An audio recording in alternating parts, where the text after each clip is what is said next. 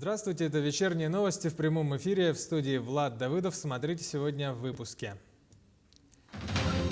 100 объектов к столетию. К большому юбилею якутской автономии строят десятки объектов по республике. Социальная газификация. В Якутске в микрорайоне Северный запустили газовую магистраль. Сколько домов подключат к концу года. Имени Михаила Попова Нижнебестягской средней школе номер 1 присвоили имя заслуженного работника народного хозяйства и заслуженного учителя Якутской АССР.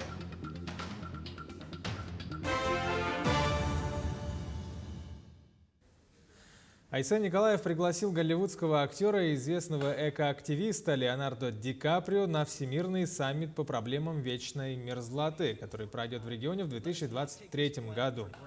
Глава республики добавил, что голливудский актер неравнодушен к проблемам сохранения разных видов животных и что его беспокоит изменение климата на планете. По мнению Айсена Николаева, такие вопросы должны решаться всем человечеством. Ранее он заявлял, что Всемирный саммит 2023 года в Якутске должен стать важным событием в укреплении международного сотрудничества по климатическим вопросам, прежде всего по вопросам противодействия последствиям деградации криолитозона.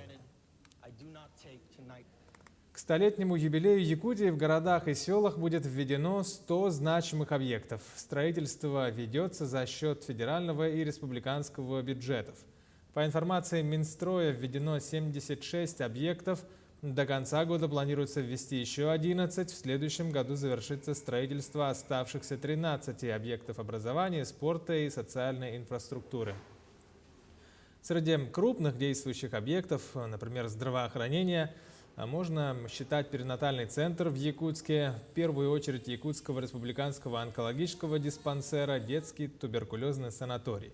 Также введены в строй республиканский лицей-интернат в Якутске, международная арктическая школа, современные школы и детские сады в столице и районах республики и многие другие объекты. В Якутске в микрорайоне Северный запустили газовую магистраль, а бригады предприятия «Сахатранснефтегаз» приступили к активной газификации микрорайона в рамках реализации программы социальной газификации. К завершению этого года региональный оператор планирует провести газопровод к домам 300 семей. Репортаж нашего корреспондента Марфирины Алексеевой. Еще много лет назад многодетным семьям государство выделило в этом микрорайоне земельные участки. На протяжении всех этих лет люди отапливали свои дома печным методом. И на протяжении всего же этого времени люди писали заявления о том, чтобы здесь, наконец, создали условия и провели газификацию. И вот, наконец, 2 года назад были начаты работы по строительству газовых сетей. В данное время объект готов и отвечает всем требованиям безопасности. Осенью этого года в республике начала действовать объявленная президентом страны Владимиром Путиным программа социальной газификации, которая предусматривает бесплатное подведение газа до земельного участка. Региональным оператором программы назначено предприятие «Сахатранснефтегаз». На сегодняшний день от населения республики поступило свыше 2000 заявок. На данный момент между заявителем и предприятием заключено свыше 300 договоров. Социальная газификация началась с микрорайона Северный. Сейчас здесь ведется активная работа по подведению ввода газопровода к жилым участкам. Когда не было газа, мы уже подумали, что как без газа жить. Поставили печку, заказывали дрова.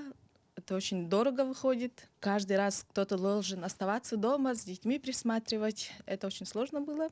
И каждый день печь печку, конечно, сложно было. И по сумме тоже выходит очень даже дорого. Мы за год потратили большую сумму, почти 50 тысяч, еще больше. Ваше выживание тут в городе 40 будет, тут 45-47 получается градусов. Здесь вообще холодно. Вообще радость хорошая, когда газ будет. Скоро же до Нового года, наверное, будет.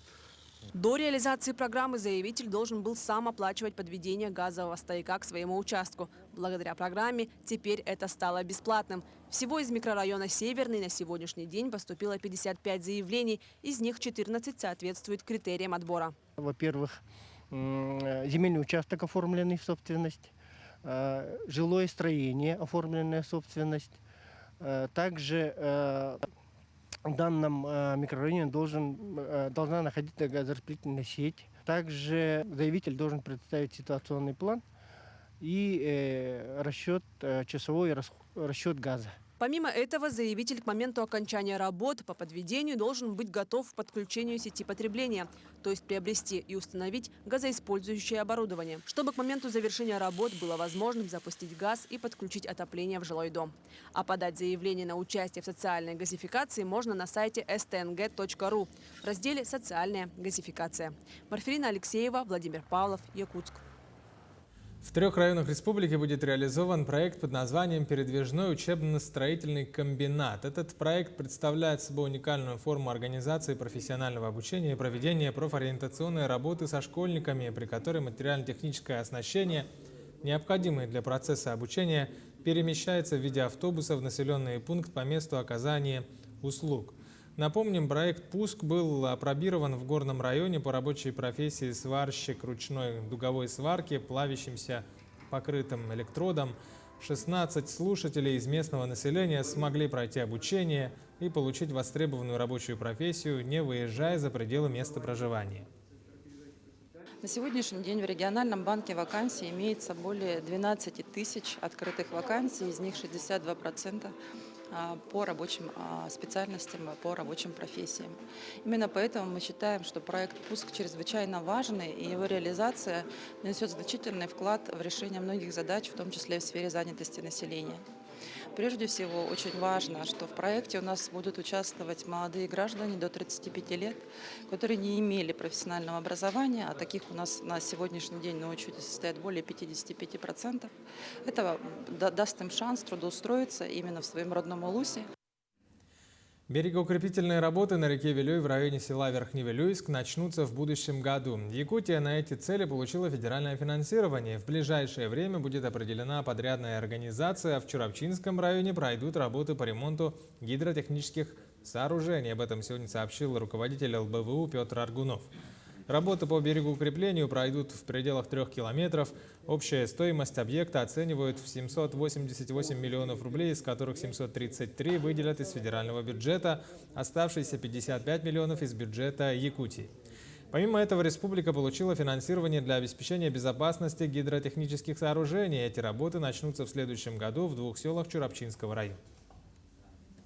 В следующем году мы начинаем строительство по Верхневилюйску. Значит, стоимость всего объекта 800 где-то миллиона, почти миллиард. Да? Из них в 2022 году уже предусмотрено где-то 500 миллиарда рублей. Это первый, и 2 объекта расположены, это капитальный ремонт на территории Чурапчинского улуса. Но там, конечно, сумма поменьше, но тем не менее, значит, на 2 объектах общая стоимость где-то будет 22 миллиона.